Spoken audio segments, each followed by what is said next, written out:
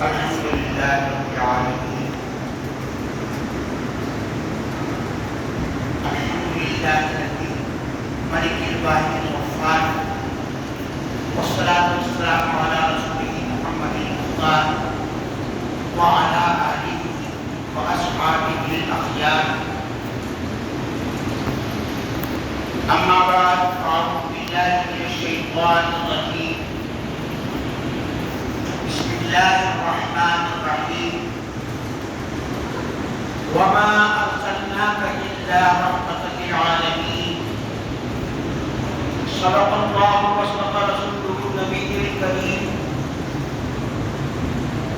الصلاة والسلام عليك يا رسول الله وسلم عليك وعلى آلك وأصحابك يا حبيب الله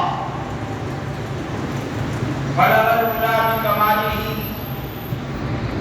كشف الدجى بجماله حسنت جميع خصاله صلوا عليه وآله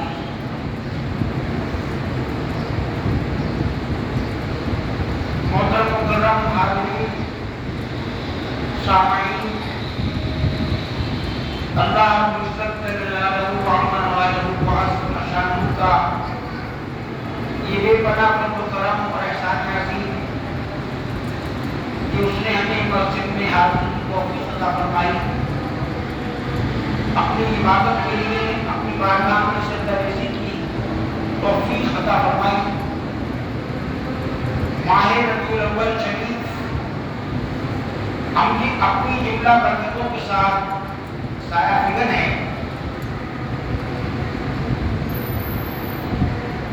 اور اس ماہ مبارک میں تمام اہل ایمان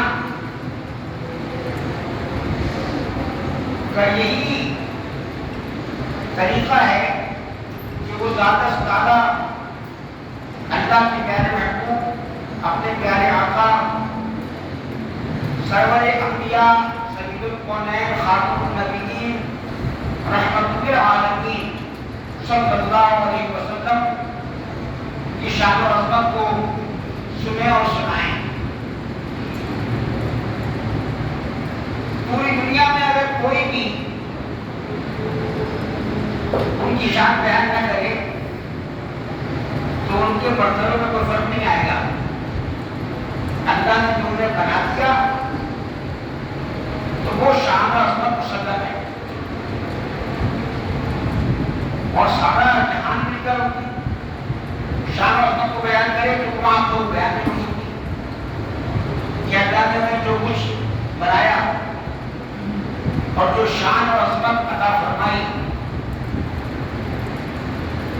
اور قرآن مجید قرآن حمید کو ان کی نعت ان کی تعریف بنا کر نازل کیا، کیونکہ قرآن مجید قرآن حمید کے متعدد پہلو ہیں، وہ شفا بھی ہے، وہ رحمت بھی ہے، وہ ذریعہ ہدایت بھی ہے، لیکن سب سے نمایاں پہلو یہ کہ وہ سرکار دو عالم کی نعت ہے، سرکار دو عالم صلی اللہ علیہ وسلم کی نعت ہے۔ اب یہ آیت جو میں نے آپ کے سامنے تلاوت کی ہے نا، اس کو آپ نے بارہا سنا ہے، بے شمار علماء سے سنا ہے، بڑی مشہور و معروف آیت ہے یہ، لیکن اس کے ترجمے پہ بس غور کریں اگر آپ تو آپ کو پتہ لگ جائے گا کہ ہمیں سرکار دو عالم صلی اللہ علیہ وسلم کو کیسا ماننا چاہیے۔ دیکھیے ترجمہ کیا ہے، بسم اللہ الرحمن الرحیم، فرمایا وما ارسلناک، اس پہ غور کریں آپ، وما ارسلناک، اے حبیب ہم نے آپ کو نہیں بھیجا، وما ارسلناک، ہم نے آپ کو نہیں بھیجا۔ حضور کی آمد پر، حضور کی دنیا پر تشریف لانے پر اگر ہمارا ایمان نہ ہو تو کیا ایمان مکمل ہوگا؟ تو حضور کی آمد پر ایمان لانا لازم ہے، لیکن رب ہمارا ہے بابا سننا کا اپنے آپ کو نہیں دے رہا، لیکن آگے بڑھیے مگر رحمت للعالمین، تمام عالمین، ایک عالم نہیں، تمام عالمین کے لیے رحمت بنا کر بھیجا۔ بتانا مقصود یہ ہے کہ مومن بننے کے لیے ایمان ضروری ہے، اور ایمان کے لیے آمد مصطفیٰ پر یقین ضروری ہے، اور آمد مصطفیٰ پر یقین ہونے کے لیے سرکار دو عالم کو رحمت للعالمین ماننا ضروری ہے۔ سرکار دو عالم صلی اللہ علیہ وسلم کو رحمت للعالمین ماننا ضروری ہے۔ ارے یہ چھوٹا سا جملہ ہے کہ آپ تمام جہانوں کے لیے رحمت ہے، تمام عالمین کے لیے آپ رحمت ہے، چھوٹا جملہ ہے، لیکن حضور کی رحمت کہ اگر تفصیل میں جائیں آپ، یہ حضور کا پورا وجود رحمت ہے، پورا وجود رحمت ہے۔ اعلیٰ حضرت نامہ سنت مجدد دین و ملت مولانا شاہ احمد اللہ خاص قادری بریلوی رحمۃ اللہ تعالیٰ علیہ نے جو اپنا سلام لکھا ہے نا مصطفیٰ جان رحمت کے لاکھوں سلام، اس کو سرکار کی پہلے ظاہر کی تعریف کی ہے، یعنی کہیں ہاتھ کی تعریف کی ہے، کہیں زبان کی تعریف کی ہے، کہیں پگوں کی تعریف کی ہے، کہیں نگاہ کی تعریف کی ہے، کہیں بازو کی تعریف کی ہے، کہیں قدم کی تعریف کی ہے، یعنی پہلے آپ شعر پڑھے اس کے توجہ سنیں شعر کو، تو انہوں نے پہلے ظاہر کی تعریف کی ہے، وہ ظاہری اتنا حسین ہے کہ باطن تک کون پہنچے گا؟ نعرہ تکبیر، اللہ اکبر، نعرہ رسالت۔ وہ ظاہری اتنا حسین ہے کہ کوئی یہ حسن کو کما کرو بیان نہیں کر سکتا، جیسا حکم سرکار دو عالم صلی اللہ علیہ وسلم کا۔ تو میں نے کہا کہ حضور کی آمد پر ایمان لانے کے لیے حضور کے جملہ اوصاف، جملہ عظمتوں پر ایمان لانا ضروری ہے۔ یہ نہیں کہ وہ یہ تھے اور یہ نہیں تھے، انہیں یہ آتا تھا اور یہ نہیں آتا تھا، یہ ایمان نہیں ہے، یہ بے ایمانی ہے۔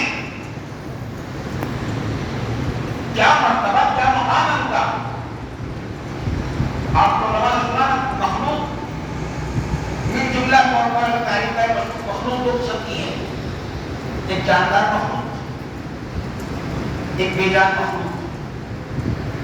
بظاہر تو بے جان ہے، ابھی درخت ہے، پتے ہیں، گھاس ہے، پہاڑ ہے، پتھر ہے، سب بے جان، بظاہر بے جان ہے نا۔ تو حضور کی شان و عظمت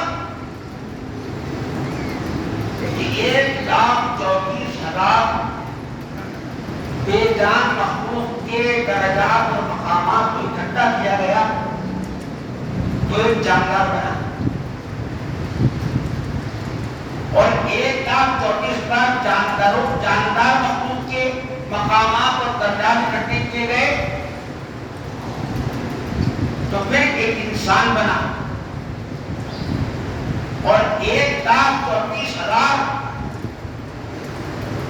انسانوں کے مقامات اکٹھے کیے گئے تو ایک مومن بنا، اور 1,34,000 مومنین کے مقامات اکٹھے کیے گئے تو ایک ولی بنا، اور 1,34,000 اولیاء کے مقامات اکٹھے کیے گئے تو ایک قطب بنا، اور 1,34,000 کتاب کے مقامات اکٹھے کیے گئے تو ایک ابدال بنا، اور 1,000 ابدال، 1,34,000 ابدالوں کے مقامات اکٹھے کیے گئے تو ایک غوث بنا، اور 1,34,000 اغیاث کے مقامات اکٹھے کیے گئے تو ایک تابعین بنا، اور 1 24,000 تابعین کے مقامات اکٹھے کیے گئے تو ایک تابعین بنا، اور 1,24,000 تابعین کے مقامات اکٹھے کیے گئے تو ایک صحابی بنا، اور 1,24,000 صحابہ کے مقامات اکٹھے کیے گئے تو ایک صدیق بنا، اور 1,24,000 صدیقین کے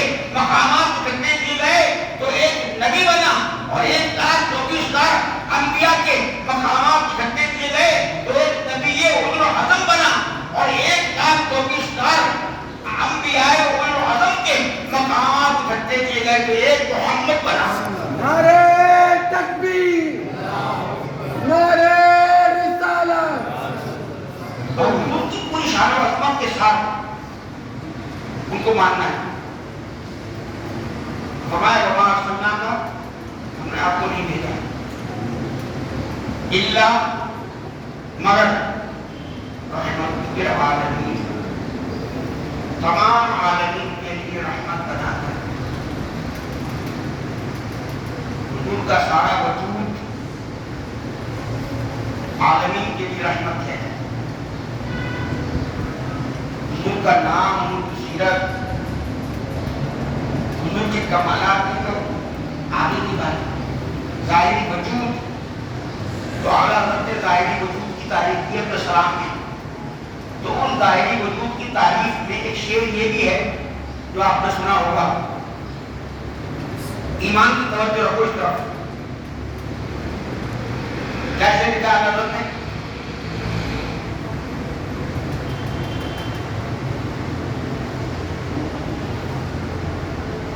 آپ نے لکھا شعر، کئی ہاتھ کی تعریف کی، کئی بھووں کی تعریف کی، کئی زبان کی تعریف کی، کئی لبوں کی تعریف کی، تو اسی تعریف میں آپ نے کیا لکھا ہے کہ جس طرف اڑ گئی، لکھا ہے لکھا جو حضرت ہے جانتے ہیں حالت کو، جس طرف اڑ گئی تب میں دم آ گیا، یہ لکھا حالت میں، اور یہ عشق کی مبالغہ آئی نہیں ہے، اللہ نے اپنے محبوب کو وہ کمال عطا کیا۔ میدان قیامت میں بھی اس کا اظہار ہوگا کہ جب سب انبیاء ہی فرما رہے ہوگا کہ جس حد الہ غیری میں کچھ نہیں کر سکتا، آپ میرے علاوہ کسی اور کے پاس جاؤ، سب بے بس ہوں گے، اور جب سورج سوا نیزے پہ ہو، زبانیں باہر نکل رہی ہوں، بال بکھرے ہوئے ہوں، کوئی سہارا نظر نہ آ رہا ہوگا، اور گناہوں پہ شرمندگی اتنی ہوگی کہ گردن اٹھانے کی ہمت نہیں ہوگی، ایسے وقت میں یہ نگاہ کا کمال ظاہر ہوگا نا کہ ان بے بسوں بے قسموں لاچاروں کی طرف جب میرے آقا کی نگاہ اٹھے گی تو پھر یہ منظر سامنے ہوگا نا کہ جس طرف اٹھ گئی، سارے بولو یار، جس طرف اٹھ گئی سب گناہگاروں کے گھر میں دم آ جائے گا، سب بے سہاروں کے دم میں دم آ جائے گا، سب بے بسوں کے دم میں۔ کہ یہ تو میدان قیامت کی بات ہے، دنیا کے اندر کی آپ دیکھ لیں کہ جس طرح اٹھ گئی گھر میں دم آ گیا، اگر دم نہیں تھا تو دم آ گیا۔ ابو جہل تو اپنے ہاتھ میں کنکریاں بے جان لے کر آیا تھا نا، تو اس نے یہ کہا تھا کہ اے محمد، اگر آپ یہ بتا دو کہ میری مٹھی میں کیا ہے تو میں آپ کو نبی مانوں گا، یہ کہا میں ایمان لے آؤں گا، میں آپ کو نبی مانوں گا۔ آپ نے کہا میری مٹھی میں کیا ہے، یہ تو جادوگر بتا دے گا تو کیا وہ نبی بن جائے گا؟ تیری مٹھی میں کیا ہے، یہ تو سادھو بھی بتا دے گا تو کیا اسے نبی کہنا پڑے گا؟ تیری مٹھی میں کیا ہے، وہ تو ایک کاہن اور عیسائی پادری بھی بتا دے گا تو کیا اس کی نبوت کو ماننے کے لیے کافی ہوگا؟ تو غلط کہہ رہا ہے کہ میری مٹھی میں کیا ہے میں بتا دوں تو مجھے نبی مان لے گا۔ ارے یہ بات نبوت کے لیے کافی نہیں ہے، جو تیرے قبضے میں ہے، جو تیری مٹھی میں ہے، وہ میری شان بتائے کہ میں کیا ہوں، میں کیا ہوں۔ تیری مٹھی میں بند ہے وہ بتائے، اب مجھے لگا یہ تو ہے، دل میں اس نے کہا کہ یہ تو ہو نہیں سکتا کہ اس نے میری مٹھی میں جو چیز ہے وہ جو بے جان ہے، نہ بول سکتی ہے، نہ دیکھ سکتی ہے، نہ چل کرتی ہے کنکریاں ہیں، لیکن اسے کیا پتا تھا؟ اس نے کہا اچھا، اور اس نے کہا اچھا، تو پھر سرکار نے اس کی مٹھی کی طرف نگاہ ڈالی. کنکریاں بے جان تھی، بے دم تھی، بے کان تھی، بے زبان تھی، لیکن جس طرف اڑ گئی گھر میں دم آ گیا. میرے سرکار نے نگاہ ڈالی تو بے جان کنکریوں کے دم میں دم آ گیا اور وہ پکار اٹھی لا الہ الا اللہ. نعرہ تکبیر، اللہ اکبر. نعرہ رسالت. بے جان کنکریوں کے دم میں دم آ گیا. اس طرف اڑ گئی دم میں دم آ گیا. یہاں تک جو شراب نے کہا وہ صرف عشق کی مبالغہ نہیں ہے، قرآن و حدیث کا ترجمہ ہے. ایسی رحمت ایک راوی کہتے ہیں دیہاتی کو جس کے سوالات بھی عقل سے باہر ہوتے ہیں، بعض کی باتیں بھی عقل سے باہر ہوتی ہیں. وہ اپنی جانب میں بڑا اعلیٰ عقلمند اور فہیم ہوتا ہے. تو وہ یہ راوی ان کے سامنے آیا کہ یا رسول اللہ، بس جب سے میں نے آپ کو دیکھا ہے بس آپ کو دیکھے بغیر چین نہیں آتا. سرکار میں آپ پر ایمان لے آؤں گا اگر آپ میرا ایک کہا پورا کر دیں. آپ نے فرمایا لوگ کیا چاہتے ہو، بولو کیا چاہتے ہو. اب اس کے ذہن میں کوئی اور بات نہیں آئی. تیرے سامنے درخت کھڑا ہوا ہے نا، اس کو اپنے پاس بلا لیں، اس کو آواز دیں اور یہ آپ کے پاس آ جائے. آپ نے کہا میں آواز دوں گا تو اس میں آئی جانا ہے، میں نہیں کہتا. تم جا کے اس کے پاس کہے کہ تجھے اللہ کے رسول بلاتے ہیں. یا رسول اللہ میں کہوں اس کے پاس تو کان نہیں ہے، وہ سنے گا کیسے؟ اگر میں اشارہ کر کے بلاؤں تو اس کے پاس تو آنکھ نہیں ہے، وہ دیکھے گا کیسے؟ آپ نے کہا کہ جا تو صحیح. یہ راوی درخت کے پاس گیا. یہ راوی کی عقل میں وہ درخت دیکھ نہیں سکتا، سن نہیں سکتا، چل نہیں سکتا. لیکن جب یہ راوی نے کہا کہ تجھے اللہ کے رسول بلاتے ہیں تو بے کان اور بے جان بے پاؤں درخت اگرچہ بظاہر بے جان تھا، بے دم تھا، لیکن ادھر اس نے کہا ادھر اس طرف نگاہ ڈالی تو جس طرف اڑ گئی دم میں دم، درخت کے دم میں دم آ گیا اور وہ اپنی جڑوں کو اکھاڑتا ہوا، زمین کو چیرتا ہوا حاضر ہوتا ہے اور قدم پاک میں جھک جاتا ہے اور عرض کرتا ہے الصلاۃ والسلام علیک یا رسول اللہ وسلم علیک وعلی آلک واصحابک یا حبیب اللہ. پتھر کی بات ہو گئی، درخت کی بات ہو گئی، میدان قیامت کی بات ہو گئی. یہ ابھی تک دو انسانوں کی بات ہوئی ہے. ایک ہرنی اپنے بچوں کو دودھ پلانے کے لیے دوڑی دوڑی اپنے گھر کی طرف جا رہی ہے. راستے میں شکاری یہودی ملتا ہے، وہ اسے پکڑ لیتا ہے. اب وہ بڑی بے چین ہے کہ میں اسے کیسے بتاؤں کہ میں اپنے بچوں کو، میرے بچے بھوکے ہیں، ان کی بھوک کا مجھے احساس ہو رہا ہے. اللہ تعالیٰ نے یہ ماں کو شکر دی نا، اگر ماں بازار میں بچے کو چھوڑ جائے تو وہ کہہ دیتی کہ بھائی جلدی چلو میرے بچے کو بھوک نہیں. ایک احساس پیدا ہو جاتا ہے. اور وہ اتنی بڑی پریشان، قید تو کر لیا لیکن وہ ادھر جا رہی ہے، ادھر جا رہی ہے، ادھر جا رہی ہے، اور بڑی پریشان ہے، بالکل بے چین اور بے بسی کے عالم میں ہے. اس کام کے سے دیکھیے کہ سرکار کو حالت تشریف ہے. بس ہندی نے سرکار کو دیکھا اور سرکار نے اسے دیکھا تو جس طرح اڑ گئی ہندی کے دم میں دم آ گیا. وہ بالکل ٹھہر گئی، خاموش ہے. تو یہ کرنی چیز کو کرنی دم میں دم آ گیا. سرکار نے شکایت کری، کہا کیا بات ہے؟ اس نے اڑایا زبان سے کچھ کہا تو عالمین کے لیے رحمت تو وہی بنے گا جو سب کی زبان سمجھ سکتا ہو. آپ نے یہودی سے کہا کہ یہ شکایت کر رہی ہے, آپ نے کہا لو آپ کو کیسے پتا؟ کہ نہیں مجھے پتا ہے, میں اس کی زبان سمجھتا ہوں. یہ کہہ رہی ہے کہ میں اپنے بچوں کو دودھ پلانے کے لیے جا رہی ہوں اور تم نے اسے عین اس وقت میں قید کر لیا. میں نے کہا اچھا تم میں کیا کروں؟ آپ نے فرمایا کہ تم اسے آزاد کر دو, یہ بچوں کو دودھ پلا کر پھر واپس تمہارے پاس نہ جائے. ٹھنڈ لگے تو کبھی ایسا ہوا ہے کہ شکاری سے جان چھڑا کے نکل جائے اور پھر وہ دوبارہ پھنسنے کے لیے آ جائے؟ ایسا ہوا تو نہیں ہے, سرکار میں ایسا ہوا تو نہیں ہے, تم نے دیکھا تو نہیں ہے. لیکن محمد رسول اللہ اس بات کی زبان دے رہا ہے کہ یہ اتنی واپس آئے گی. کہا ٹھیک ہے, اچھا یہودی تھا نا, اگر نہیں آئی تو مجھے منع پڑا کا موقع ملے گا, مسلمانوں کو دلیل کروں گا. پھر میں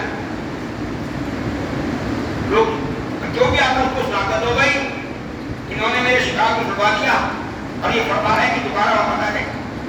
ابھی یہ چیزیں ہوئی ہمیں جو بھی سنتا ہوا کھڑا رہا تھا, جو بھی سنتا ہوا لوگ رش لگ گیا, لوگوں کا رش لگ گیا. ابھی یہ سرگوشیاں ہو رہی تھی کہ سب نے دیکھا کہ ہرنی واپس آ رہی ہے اور اکیلی نہیں آ رہی, بچوں کو ساتھ لے کے آ رہی, بچوں کو ساتھ لے کے آ رہی ہے. اب راستے میں مجھ جیسا آپ جیسا مجھ سے پوچھتا کہ تو نے تو رسول اللہ سے وعدہ کیا تھا واپس آنے کا, تو اپنا وعدہ نکھا رہی ہے. اب تیرے جانے کے بعد شکاری کیا کرتا تیرے ساتھ؟ تجھے پالتا, تجھے بیچتا, تجھے ذبح کرتا, تیرا گوشت بناتا, تیرا قیمہ کرتا, تو اس کی مرضی تھی. لیکن خود تو جا رہی ہے, بچوں کو ساتھ نہیں کیوں جا رہی ہے؟ کیا اپنے ساتھ اتنی جان کو بھی ہلاک کرائے گی؟ تو ہرنی کا یہی جواب ہوتا کہ یہ ٹھیک ہے کہ شکاری کو اختیار ہوگا کہ مجھے زندہ رکھے یا کاٹ دے یا ذبح کر دے یا قیمہ بنا دے, اور جب بچے پہنچیں گے تو ان کا بھی کے لیے بھی یہی امکان ہو سکتا ہے. لیکن میں تو اس نظریے کے تحت جا رہی ہوں کہ میری اور میرے بچوں کی جان جاتی ہے تو جائے, انہیں رسول پاک کا دیدار تو ہو جائے گا.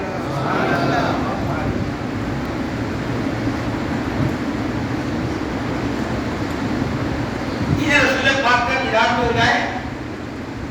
میں نے تو آپ کو دیکھ لیا وہ رحمت اللہ علیہ نے, لیکن انہیں بھی دیدار تو ہو جائے.